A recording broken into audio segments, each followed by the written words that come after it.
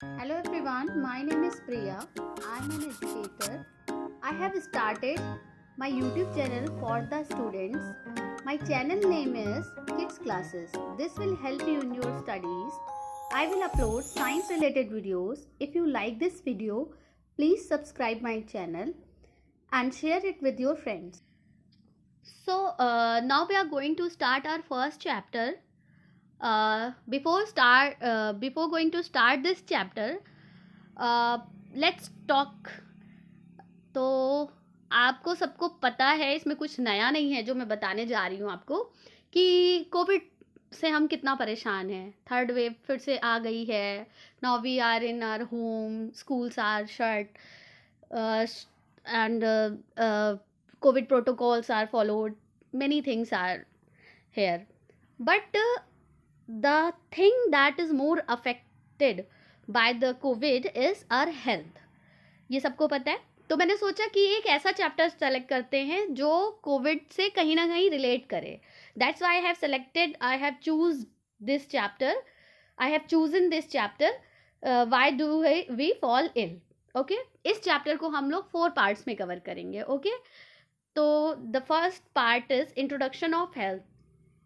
अगर आप मेरे आगे वीडियो देखोगे तो इसके बाकी पार्ट्स आपको मिल जाएंगे. तो सबसे पहला पार्ट है introduction of health. Okay, so in introduction of health there are some topics which are written here.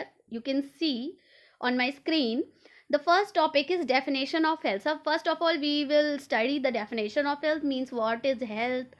Okay, and why it is necessary for us. Means second topic is significance of health, why it is important.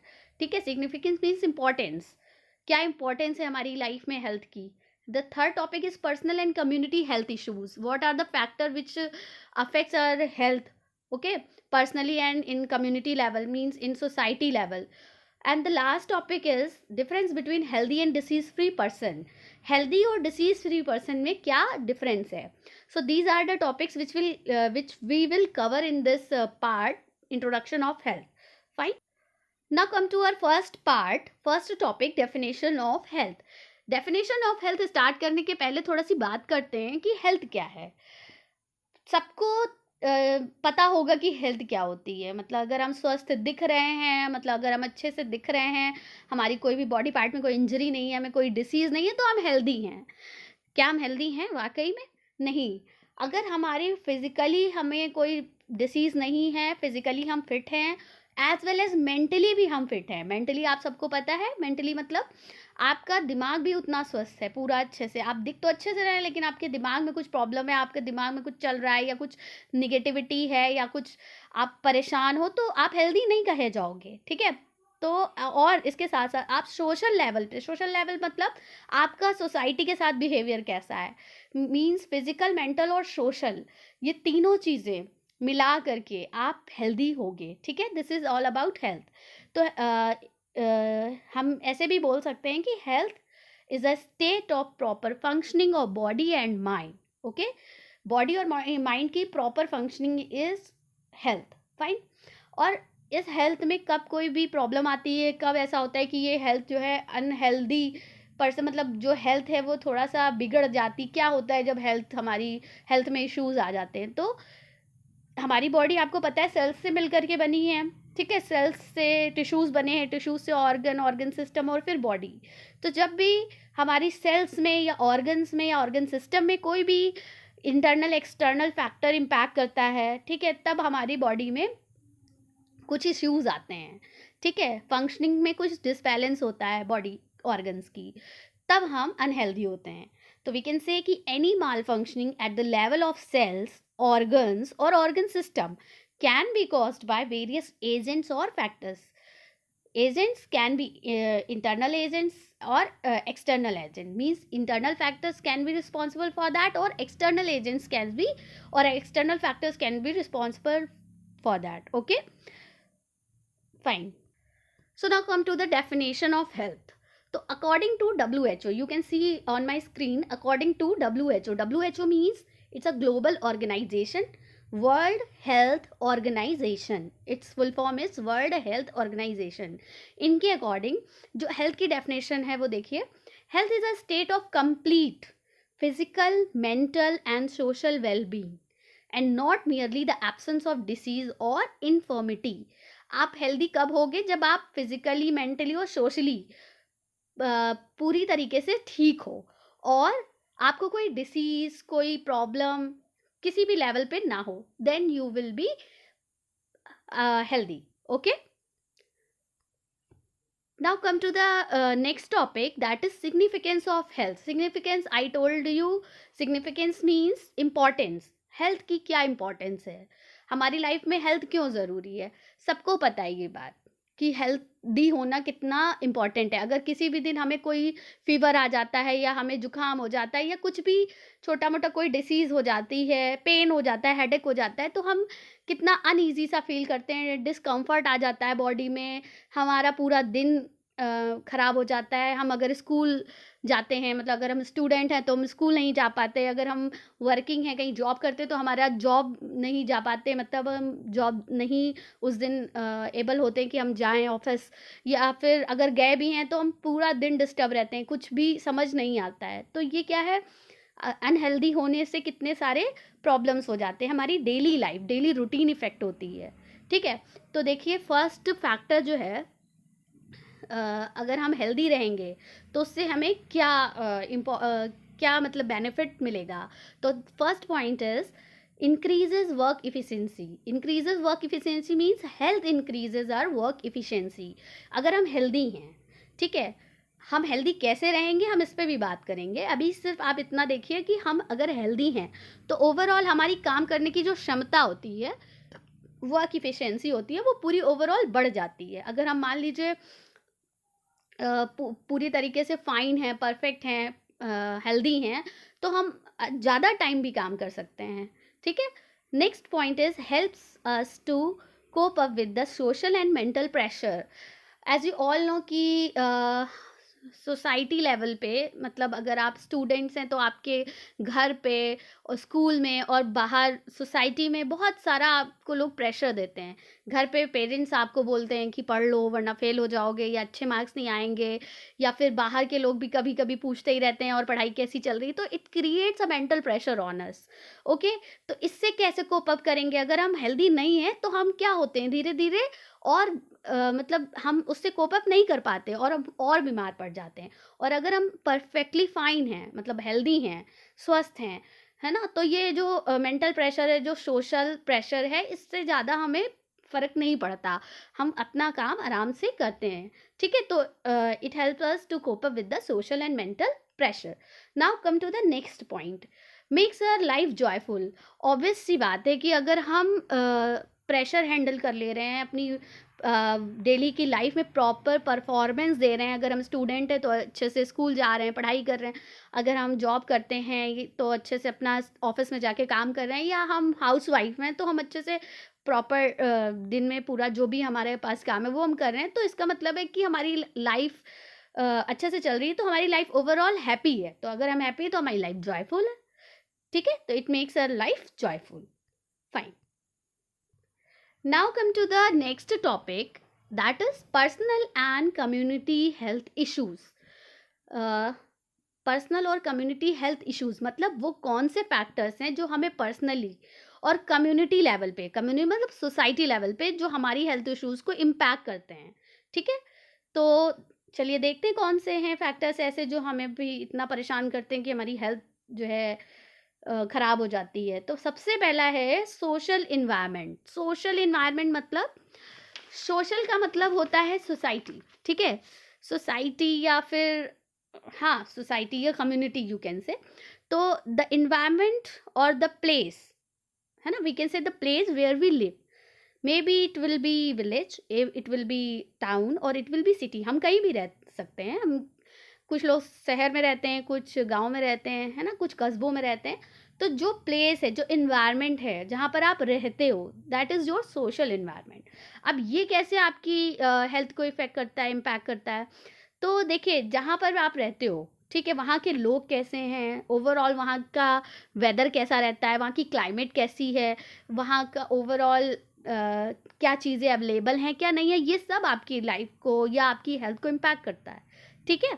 तो social environment is a factor that affects our health. Okay, the next is public cleanliness. Public cleanliness मतलब आप जहाँ रहते हो, पहले आपका आया कि आप कहाँ पर रहते हो। मान लीजिए मैं मान लीजिए मैं किसी एक शहर में रहती हूँ, मान लीजिए मैं गुड़गांव में रहती हूँ, ठीक है। तो गुड़गांव में जो मैं जहाँ पर रहती हूँ that is my social environment. अब यहाँ पर मैं किसी सोसाइटी में रहती हूँ, तो जो मेरी सोसाइटी है ये बहुत क्लीन रहती है।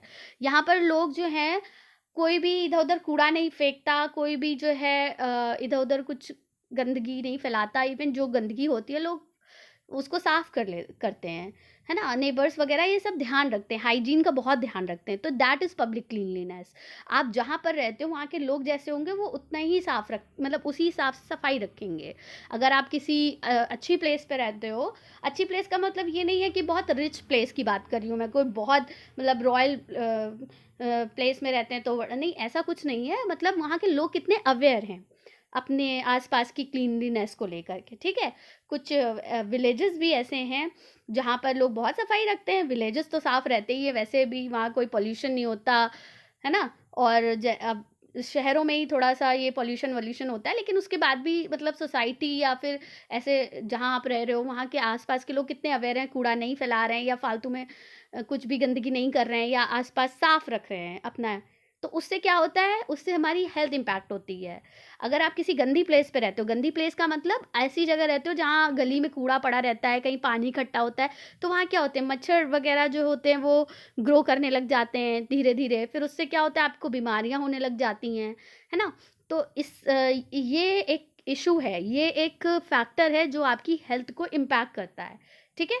The next factor is good economic conditions and jobs. अब ये क्या है, इकोनॉमिक कंडीशन और जॉब। इकोनॉमिक कंडीशन मतलब आपकी ओवरऑल कंडीशन कैसी है। जैसे मान लीजिए हम एक फैमिली में रहते हैं और हमारे फादर की जो जॉब है वो बहुत अच्छी नहीं है, ठीक है। बहुत अच्छी इन द सेंस वो मतलब इतना भी नहीं कमा पाते कि हम ठीक से मतलब खाना खा पाएँ। तो क्या होगा, हमारे घर के जो लोग हैं वो हेल्दी थोड़ी ना होंगे।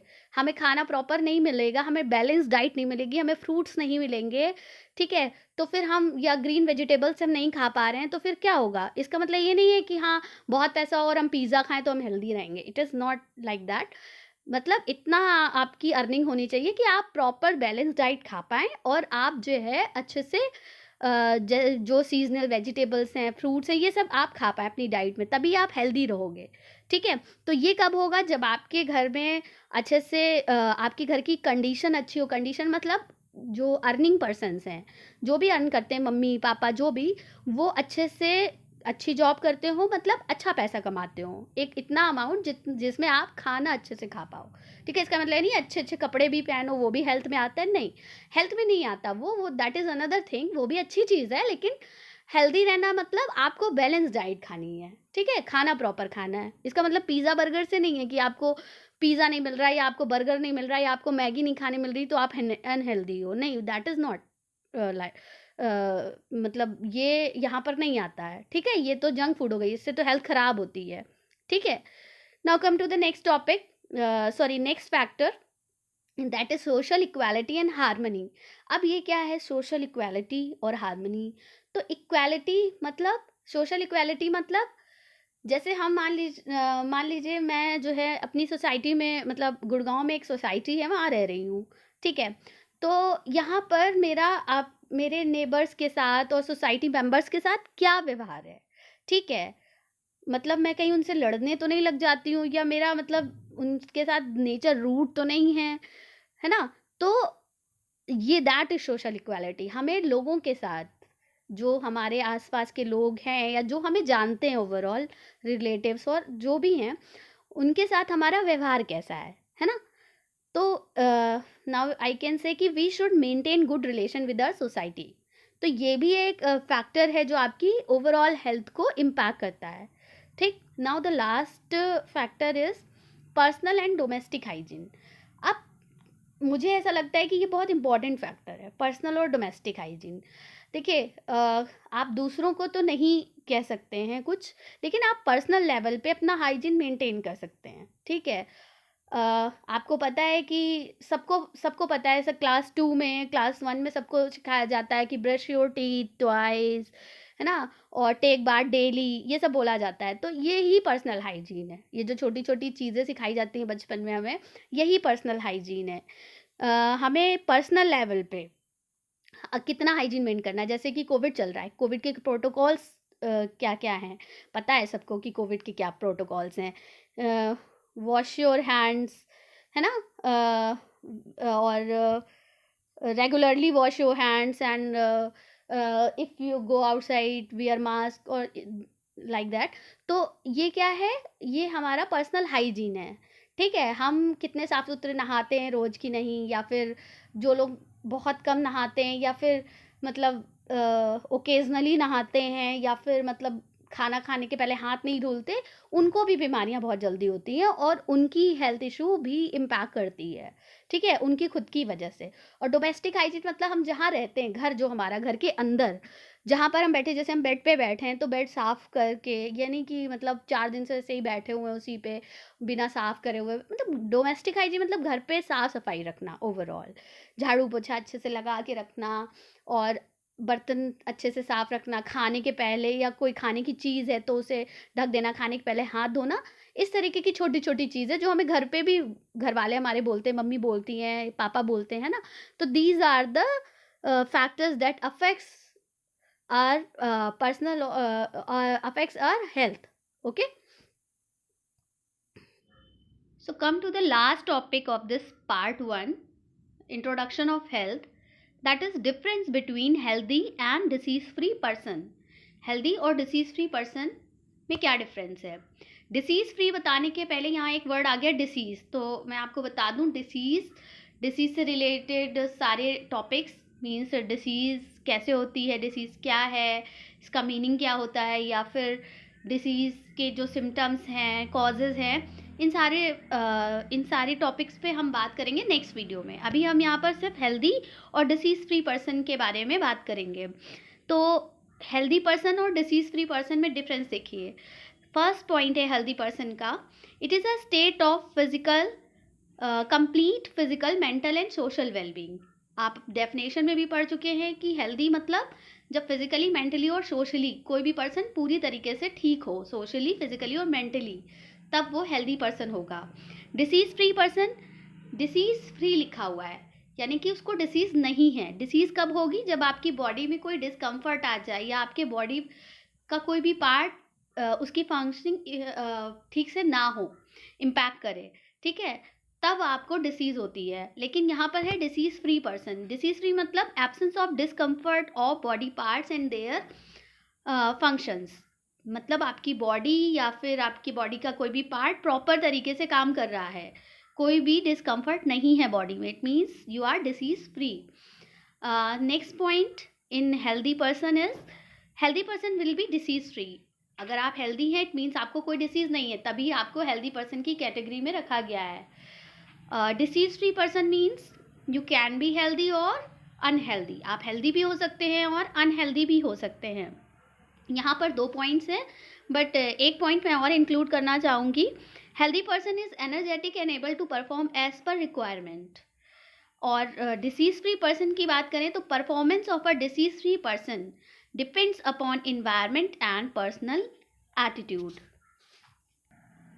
So this is our last section, questions. Please ask your queries in comment section. अगर आपकी कोई भी query है, कोई question आपको पूछना है इस टॉपिक से रिलेटेड, जितने भी टॉपिक मैंने पढ़ा इस पार्ट में, या फिर आपका कोई सजेशन है, आप कुछ इस वीडियो के बारे में कहना चाहते हैं, तो आप कमेंट सेक्शन में अपनी बात कह सकते हैं। आई होप सबको वीडियो अच्छा लगा होगा। अगर अच्छा लगा है तो please like this video and subscribe it.